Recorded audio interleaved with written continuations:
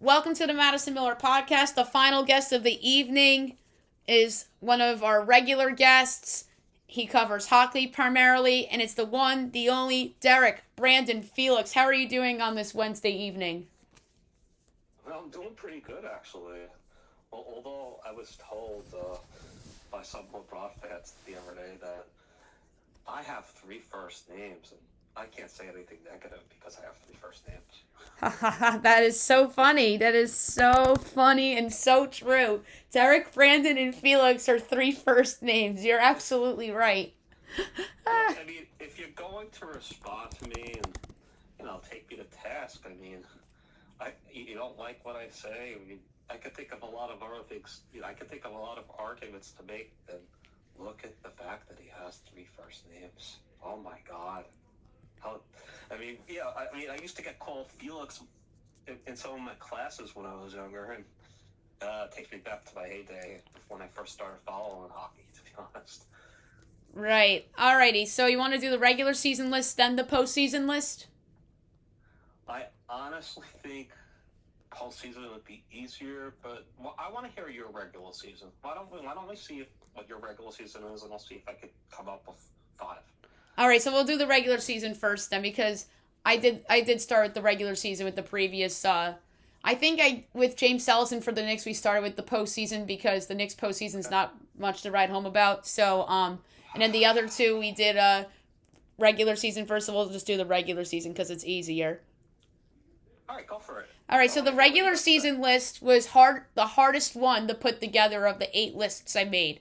The easiest list to make was the Giants postseason list, but the hardest one was the Rangers postseason list. So my number 5 for the regular season list for the Rangers. Do you remember the 6-1 blowout win over the Penguins in the lockout season, the 2013 season, after the team traded away Marian Gaborik? I vaguely remember it. Yeah, I vaguely remember it, and actually, you just reminded me of one regular season victory that I probably will include in my list. So, and it actually came against the Penguins. So, funny, but go ahead. I want to hear a little more. Yeah, that blow. I remember it was Derek Brassard's first game as a Ranger. He had a couple of goals, and I remember being upset that they traded away Gabrick, and then people were telling me like, "Oh, he underperformed this season. Brassard's younger. He'll make them better." And then they go out and blow out the Penguins impressively. And I remember that 2013 season, they massively underachieved that year. And that was the year, obviously, that they beat the Caps in 7 and lost to Boston in 5 in the playoffs, and Don Tortorella was shown the door. But that blowout over the Penguins made me so happy. That was kind of a weird year, just because, like you said, they traded Gabrick, and there's all this beta reaction. Turned out that Derek Brassard, Tortorella really liked him and knew how to use Brassard, and I think that the way he used Brassard, that it kind of brought him to bigger and better, more successful things when Alain Vigneault took over. And when you think about what happened the next year with Brassard playing with Matt Zuccarello and Carl Hagelin. yes. So I mean, it's pretty ironic the way it worked out, and the funny part about it is the 2013, winning and won that game 7 on the road in Washington. Aaron Asham, of all people, had like 2 goals, and I think they shut them out. And I don't think they were better than the Bruins. The Bruins had just come off maybe a Stanley Cup. So I don't know what people were expecting. I just didn't. They just could not match up with the Bruins. That's what I remember. But that's an interesting one that you put up because Brassard right away was very productive and impressive. Yes, and that Penguins team was the 1 seed in the East that year, too. That was the last year of the old 1 through 8 playoff format, and the Penguins were the 1 seed that year. Wow. Yeah, I mean, it's ironic. I mean, the Pens they had some great teams during that. After they won that first Stanley Cup, a classic 7-game series, that rematch against Detroit where Fleury makes the unbelievable save and Crosby has to stay on the bench because he was hurt. And they had some tough losses. They did have some tough losses during that era. So go figure. Yeah. All right. So my number 4 on this list. Speaking of Marion Gabrick, um, I have him on the list. He had an overtime winner against Boston. That was their first win of that lockout shortened season. I remember they lost the first 2 games. They lost at Boston in the season opener, and Boston was 2 years removed from their first Stanley Cup, and then or their only Stanley Cup of that era, right? Yeah. Yeah. Yeah. They made a couple of finals after that. That's right. But they made the final that year, and then they lost at home to Pittsburgh, and then they had a Wednesday night game with Doc and Eddie on the call, and Marion Gabrick scored the game winner on the breakaway. Do you remember that? It's so hard to sometimes it's so hard to remember some of these things, but yeah, I if I saw the highlight, yeah, I would definitely remember it. No question. It's just harder to remember certain things, especially when it comes to regular season. But that's a good one though. That's definitely a good one. Yes. Gabrick. And my number 3 on this list was this past season, Mika Zibanejad game winner at Tampa Bay. It's a good one. ABC game. One. Yeah, that is a good one. With Mika, Mika is he's a great player now. He's great. He really has become ironic, that he was traded basically 1-for-1 for Derek Brassard, and yeah, I mean, I know Ottawa gave the Rangers a tough moment that we remember, but when you think about Mika Zibanejad and what he's developed into, I don't see why he can't score 40 goals and have 90 points this upcoming season. So I'm real excited about Mika, the leader that he's become, and he's the Rangers' best two-way forward. I mean, he does a lot of things well, and he's very exciting on the breakaways and with the one-timer, as we know, on the power play. And but he does a lot of other things too. So let's call it like it is. Yes, and he really finally has emerged as a number 1 center too. And I love Mika Zibanejad. And number 2 on this list, the guy that the Rangers traded for to get Mika Zibanejad, Derek Brassard, overtime winner against the Blackhawks in Chicago, 2015. It was a 0-0 game, and it was when Lundqvist was out with that injury and Cam Talbot started, and people were skeptical of Cam Talbot. But the fact that he shut down the Blackhawks, who won 2 Stanley Cups before the one that they won that season, shut them down. It was one of the better Blackhawks teams of that Kane Taves era. He shuts them out, but Brassard wins it in overtime for a 1-0 Rangers win. That was one of the best games of that season. That was a really good game. Yeah, really good goaltending. It was exciting. It was back and forth, but nobody could score. And then Brassard winds up with the winner, and I kind of want to say that that's the year. As much as we talk about 2014, that's the year that I think they could have wound up beating the Blackhawks in the final. We'll never know, but I think it was there for them. Oh, it was absolutely there for them, for sure. It's a bummer that they didn't get the opportunity to do it. Yeah, and that Blackhawk team was so good too, and I think they would have matched up. They matched up very well at Chicago, but they just didn't match up. Tampa matched up very well against us, and the Kings matched up very well against us, and Boston was a bad matchup, but Chicago was a great matchup. I think Chicago, I look at that team, and that's the last one that they got, and I'm still blown away at the performance by Duncan Keith. Duncan Keith was just unbelievable.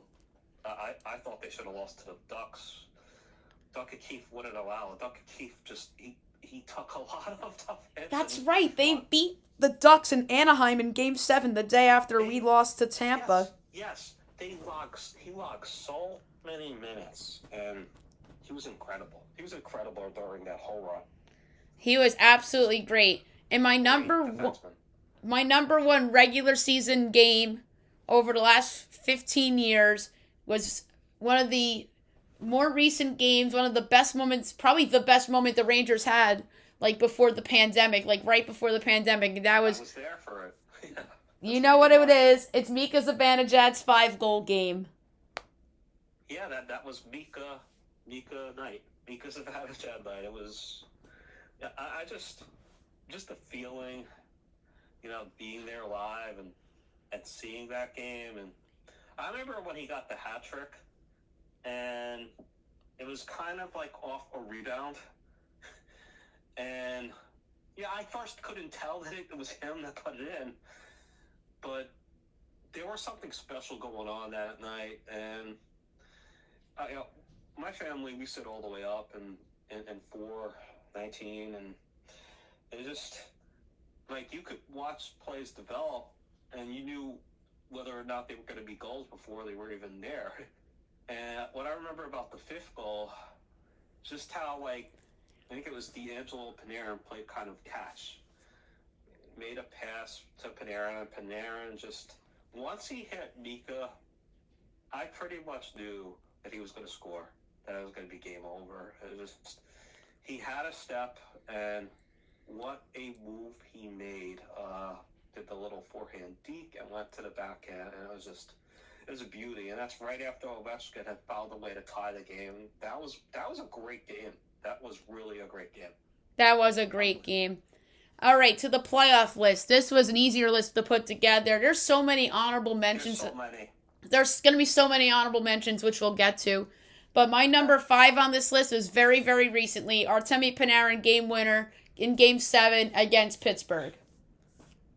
I can't argue with that. I mean, I was thinking about that last night, and the one thing that stands out is just, the power play is winding down. Panarin was not shooting the puck, and it is so weird because there just wasn't a lot of room for him to get the shot off. We've talked about this before, and I looked at the replay probably about 6-7 times, like that same night or whatever, or next day, and I still do not know how that puck wound up getting through and going top cheese. It was unbelievable.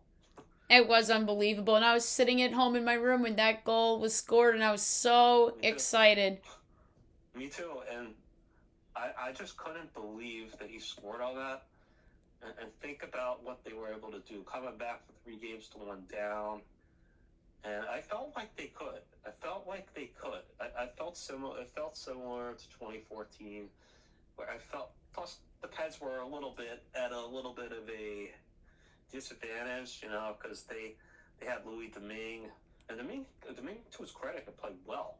He did, but in that game, they went back to Jerry, a cold Jerry, and of course, Sullivan got criticized for that. But yeah, if you think about it, the Pens were really close to finishing off the Rangers in that game 7. They were. And Lafreniere makes a play behind the net, and the Pens felt like he intentionally knocked the stick out. I don't think he did that on purpose. He was battling for the puck, and it winds up setting up the tying goal. And the rest is just one of those great moments that the people who went to MSG that night, they'll never forget. Yup. And this is an unforgettable MSG night too. Number 4 on my list. 2012 Game 5 comeback against the Capitals. Mark Stahl overtime winner, and I want to say Brad Richards scored the tying goal. I was there for that. Not surprised. That's definitely on my list. It was pretty incredible, to be honest. Quick story. I was so pissed off, so ticked off, like a minute left, under a minute left, that I went downstairs with over a minute left. I go downstairs. I thought about leaving the arena, and I was like, no, I can't do it. I couldn't in good conscience do it. So what do? I walk up. I'm on the lower level now. I actually get to like wherever I somehow wound up where the goal was, where the opposing goal was, and I actually saw Brad Richards put that puck in. It was incredible. I jumped up, and then I remember it was just pandemonium, and I went back upstairs. I go back upstairs as we're waiting for overtime. My brother says you have to go back downstairs because it's good luck. So I go back downstairs. I make it back downstairs just in time to hear that Stahl, out of all people, had scored the winner on the power play.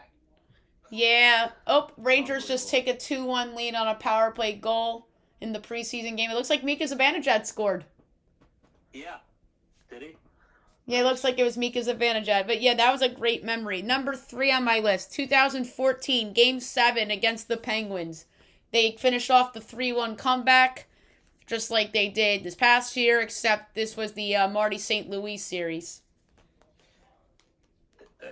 That could be right at the top of the list just because of what it meant. Yeah, you could even put Game 5 in there. Just that Mother's Day. Oh no, Game 6, the Mother's Day game. I mean, Yup. that was incredible. I mean, they blew them out in Game 5, but Game 7 was Game 2-1. 7 was like right down to the nitty gritty, and that's one of the greatest games that Lundqvist ever played. Yup. He was unbelievable in the third period that game, Yes. and I believe it was Brad Richards. Richards got the series winner from Marty St. Louis on the power play. Yup. I remember that so well. Number 2 on this list, a game I was at, and I think you might have been at it too. Game 7 against the Capitals. Derek Stepan, the game winner. Oh my God. I was not at that game. I was actually at the Game 5, which is going to probably be in my top 5 because without that Game 5, Game 7, Game 6, Game 7 never happens. Right. But I thought Game 7 was a classic game. It was two great goalies going mano, and that's the way that whole series was between Lundqvist and Holtby. And Ovechkin scored early in that game. I remember Yes. In the first period. that was unbelievable, that shot. I still don't know. He just has an incredible shot. I think he's the greatest finisher I've ever seen. Me too. I do. No offense to Wayne Gretzky, who played in a little bit of an easier era where there was as much emphasis on goaltending. They didn't have the equipment. Same thing with the defense. But, like, Ovi is just amazing. They did get the game tied. And you just, I felt watching it. My family went to that game. My brother, my dad, and my brother's friend. And I felt watching it when it was 1-1. I just had a feeling it was going to go to overtime. And that was a great play. It was a face-off play. And I could still remember Doc Emmerich talking about right before the face-off, because it was during the delay, after the 10-minute mark, Yup. that it would be a shame that somebody is going to have to lose this series in the game. Yup. And that was part of his call. And then what happens? They win the face-off.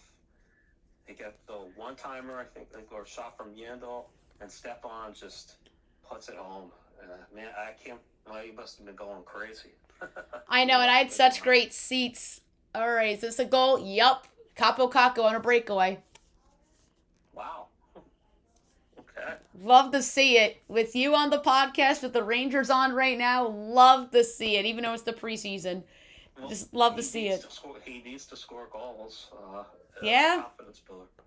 Exactly. And number 1 on this list is an obvious one for me. 2014, Game 6 against the Canadiens. Henrik Lundqvist with the best save I've ever seen in my entire life.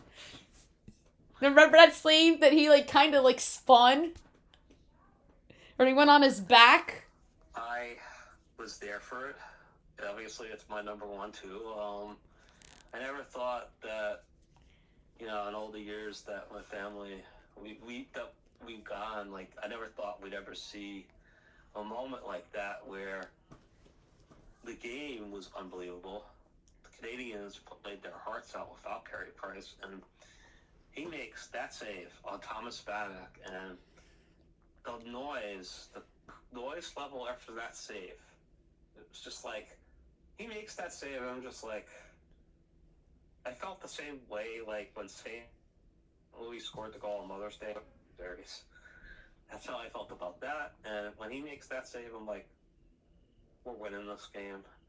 And then maybe it was with a little over 2 minutes left.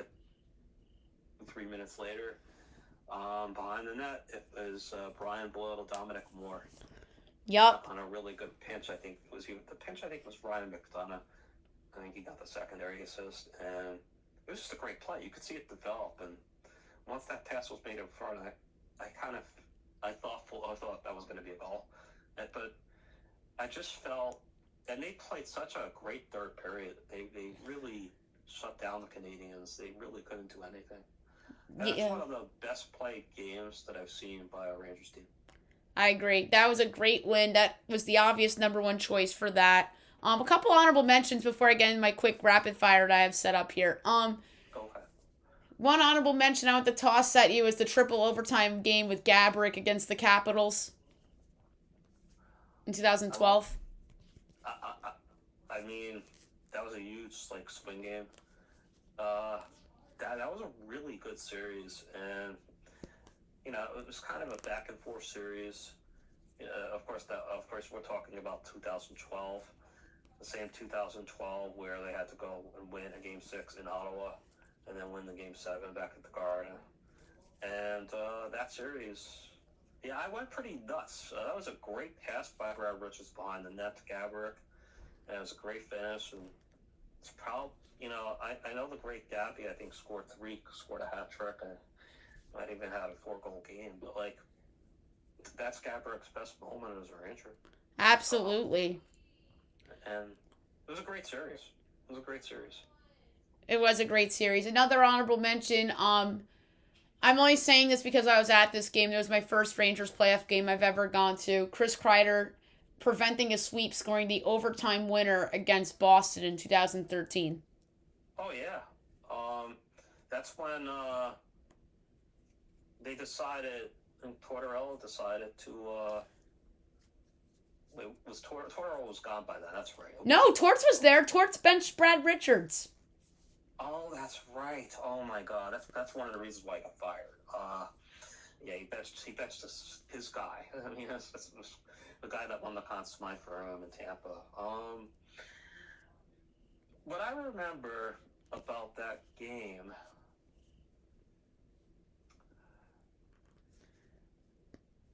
it was a great pass. I remember the pass, and he just made a great kind of deflection. Yeah. For the winner, and they stayed alive. They stayed alive, but Boston was just better that series. And I mean, I know Tort, he kind of got railroaded at the end, but I'm not sure he deserved to be fired. But I understand why the players turned against him because of what you said. Yes, and a couple honorable mentions that we mentioned earlier. Games 5 and 6 against Pittsburgh in 2014. Before that, Game 7. Yeah, I mean, think about the fact that I just remember leaving Game 4 and just being I was disgusted because I felt like this team is better than what they're showing, and I just felt. Well, I took the approach of if they can somehow get Game 5, they get Game 5. They're not going to lose Game 6. All the pressure is going to swing to the Penguins. And that's the first time I really felt that way. And this is before the Rangers had ever had a 3-1 comeback. And I think them going to Marty St. Louis' mom, France, her funeral, it just galvanized the team. They attended her funeral. And then they played the game on Mother's Day. And I remember, I'll tell you one other thing. A lot of people, some of our fans still hate Crosby and they whine about him, and I just don't get it because he's not that guy anymore. He came up to Marty St. Louis before that game, was on the bike, and asked him how he was doing. So that tells you a little bit about Sidney Crosby. Sidney Crosby's a great guy, and you're probably, of all the Ranger fans I interact to and talk to and are friends with, I feel like you have the most respect for Crosby out of anybody that that I know that it's a Rangers fan. I really appreciate that, Madison. Yeah, because I feel like he gets too much hate from our fan base. I like Sidney Crosby too. I mean, I used to not like him, but like I he used to grew hate him. on me. He I used grew to on hate. me over the last probably 8 years or so. Yeah, it's been. Yeah, I would say it's the last 8 years. He's just when his career is over, and don't forget he missed like probably a year and a half. I mean, with concussion and some of the injuries that he had, he's gonna be. I would put it. I think he's a top five all time great when it's done. I really do. That's an interesting debate for sure. I'm probably going to side with you, but I think that is a very interesting debate. And Oh, it would be. I'm trying to think of other honorable mentions. Because there's a lot of them. Mika Zibanejad getting the game winner in Montreal in Game 5 in The overtime 2017. winner. Yeah, the overtime winner. You know what? I'm gonna throw one out there for you Go ahead. because I was at this game and it was pretty cool. This is after they finally got their first postseason series win. This goes back to 2006, 2007, when they just swept the Thrashers right off the ice. Um, Michael Roosevelt scores in double overtime to tie the series against the Buffalo Sabres. And that's the same game where they got screwed, where they said that they called a goal, a tying goal for Buffalo that didn't look like it ever crossed the left, and the fans were going berserk. We were going ballistic, and Roosevelt winds up with a one-timer and beats Ryan Miller. And that was a pretty good series, too. They were really close to pulling the upset. They were very That, close. That was 15 years ago. yep, that was a good series, and I definitely would put that in there. Yeah, that is Definitely. a good one too. That was the beginning of the Lundqvist era. And then there's one more that wanted to throw at you. Oh, and I thought of it too, and the thought went away. What was All it? right. Oh, Uh, the uh, Montreal game 6 at home even was a great game. The game after the Mika game winner. yeah, it was. It was. And I think the thing that gets lost about that series, that was the rematch against Carey Price. Right. And Carey Price was at the top of his game, and it's really sad that his career is probably over because he really was a great goalie. And and I'm glad that he was able to get Montreal to a Stanley Cup final, even if they did have a little bit of an easier draw. But they still had to go through Vegas, and they still had to go through some teams to pull that off. And at least he gave those fans a moment to remember him by. Um, I'm gonna throw one at you because I thought this was pretty special. You know, they in 2006, they went into that playoffs in free fall. Lundqvist was banged up, and they just weren't playing well. So I knew they had no chance against the Devils, who had been red hot. And what happens? The Devils sweep them. They outscored them, I think, 16-4 or something. It was embarrassing. But I would say avenging that loss and beating them. I want to say 2008. It was 2008. They beat them in 5 games, and they won the 5th game, I think, in New Jersey. That was pretty cool. That was a pretty cool moment, beating the Devils in Newark. Yeah. That is. Wait, were they in Newark then, or were they still in um? No, no, they were already in Newark. Oh, They they could they interesting. could they could never beat the Devil at Continental. Yeah, after Brodeur had like that long like undefeated streak, that unbeaten streak that he won on after '97, after Adam Graves beat them in '97. That place became a house of horrors for them. The Devils were playing in that arena for the first 2 games in that 2006 first round. So I would avenging that loss. And don't forget, Scotty Gomez had a little bit of a hand in that rematch. Ironically, against this former team, a lot of Rangers played well in that series. Gomer played well. Chris Drury played Yep. well in that series. Even Nigel, was it Nigel Dawes? Yeah, I think it was Nigel Dawes. He was actually playing. And Nigel Dawes would go on to a really successful career in the KHL. He couldn't stick, but he actually played a role. They had a really good series against the Devils that year, and Lundqvist made a lot of great saves in the 5 games. It was a closer series, but Lundqvist was incredible in the 5 games. Of course he was. I vaguely remember that because that was like in the beginning of the Lundqvist era. All right, couple rapid fire things before we go. Number one, expectations for the Rangers. Do you think this team can win the Stanley Cup? I think they have a shot at it. I think they're capable, Madison. They certainly have the players. When I think about when I'm talking about like just guys that really get it between Truba and Fox, that blue line with Ryan Lindgren and Keontae Miller, I think could have a breakthrough season. I also feel the same way about Braden Schneider. There's a little bit of a question mark with left D with Zach Jones, who I think will start in the top 6, and Hayek will be the backup. But they have the goalie. They have Igor. I like having Halak as the backup. Halak will do a really nice job as the backup.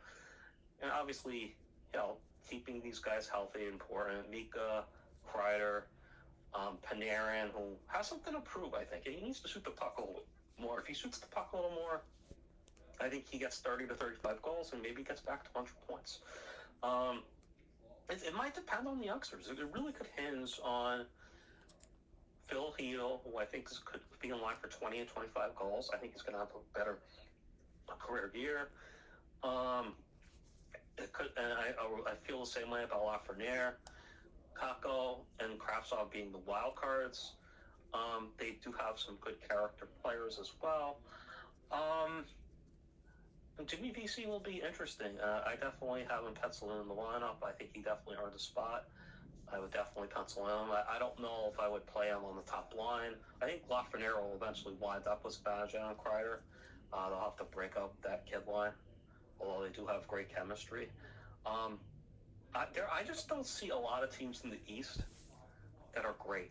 I agree. And it's like, I don't think Carolina's great. I think the Rangers will probably have enough to finish in first place. I'm not sure how Brent Burns is going to work out in Carolina. I don't think the division is as good. I actually could see. I think the Pens are probably the third place team. And then I think the Caps might take a step back. I'm not sure about Darcy Kemper. I'm not sure about their team.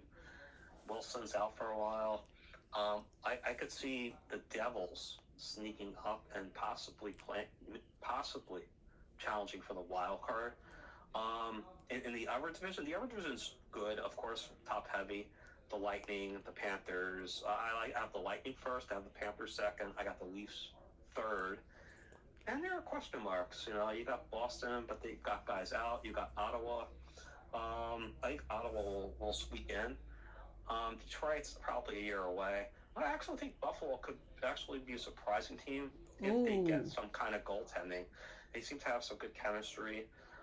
They have a lot of young talent. If you're asking me, well, who's better than the Rangers in the East? It's really hard for me to say anybody.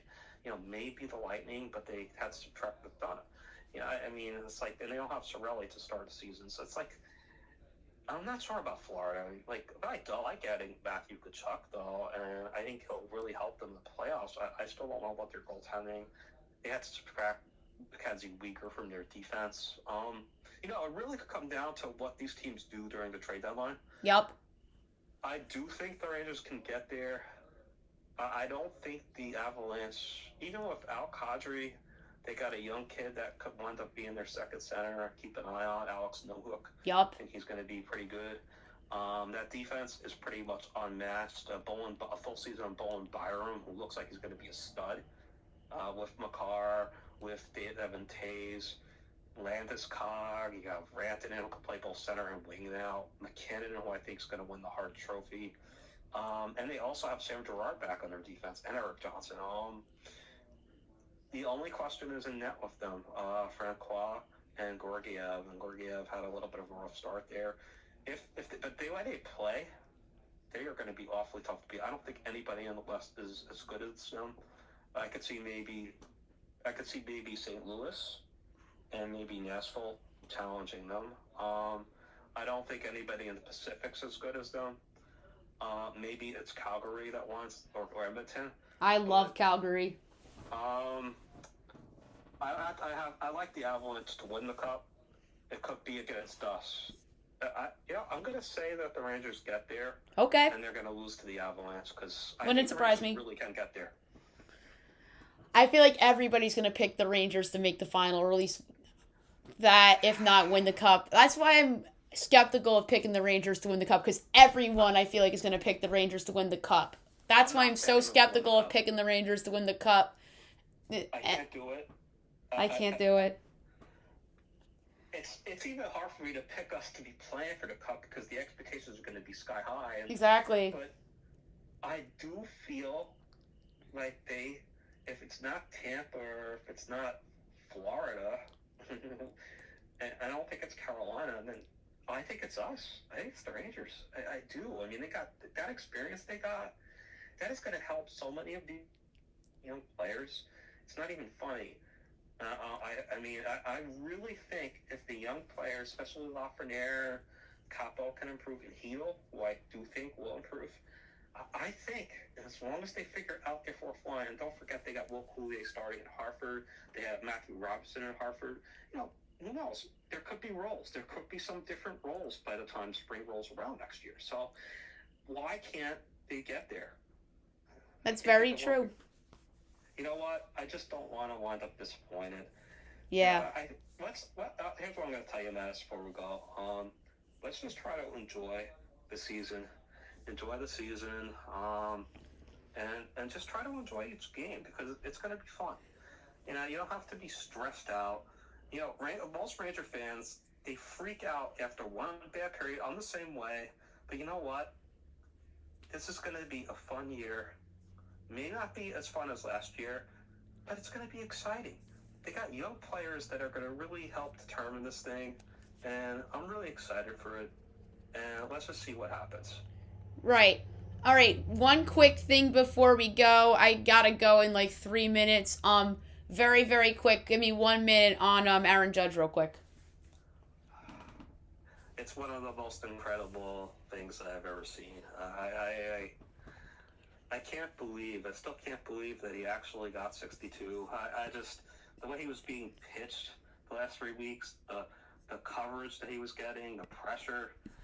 I mean, and he's so unflappable. He says all the right things, but it's like I even had a question about him tying roof, and then when he tied roof, I was like, oh my god, he actually might pull this thing off. And I just felt like if he was gonna do it, it was gonna be on the road for 61. Because of how the fans were, I just felt like, get him out of Yankee Stadium. I said something negative. I was like, please, I just couldn't take it anymore. I couldn't take it anymore with the interruptions. Michael Kay saying, oh, national audience, they're interrupting college games. God, I felt like he went fair, so he basically said something too. It was becoming too much. And I had the radio on last night, and when Sterling went into his call, I was like, oh my God, he actually did it. And I thought, it's just phenomenal, and to hear, the dugout comes out, the crowd, that Texas crowd. Yes, I know they're Yankee fans, but they were rooting for him, for him to do it, and it's just incredible. It is an all-time season, and I'm never going to forget it. And it's great. It's great. I mean, to think of it, Babe Ruth, 60 and 27, Maris, 61 and 61, like it was destined. And 61 years later, it's Judge. And I thought maybe it was just going to be 61 because it's 61 years later. He wants it for 62. And he almost got a triple crown if Luis Arias wasn't such a chicken shit.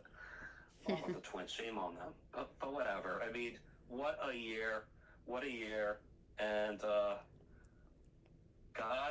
bless them and go out there and have a memorable October and get to a World Series. That's right. Hopefully they make the World Series, and hopefully we'll have you on at the end of the month to talk about. Let's hopefully talk about the Yankees potentially in the World Series in the hockey season. That's going to be my focus, by the way. I mean, look, I know the Rangers open up on October 11th, but when the Yankees are playing, I'm going to be all Yankees. Let's go Yankees, man. Me too. Let's go Yankees. Let's go Rangers, but let's go Yankees. This is about the postseason, and it's going to be really exciting. especially having the Yankees and you have the Mets in there, and I think that's going to be fun to watch too. So thank you again, Madison, for having me on. It is an absolute pleasure, and you really nailed the top five anyway. I wouldn't have changed a thing. So, um, awesome job by you. Thank you so much, and we'll talk to you soon. Thank you, Madison. Have a good one. You too.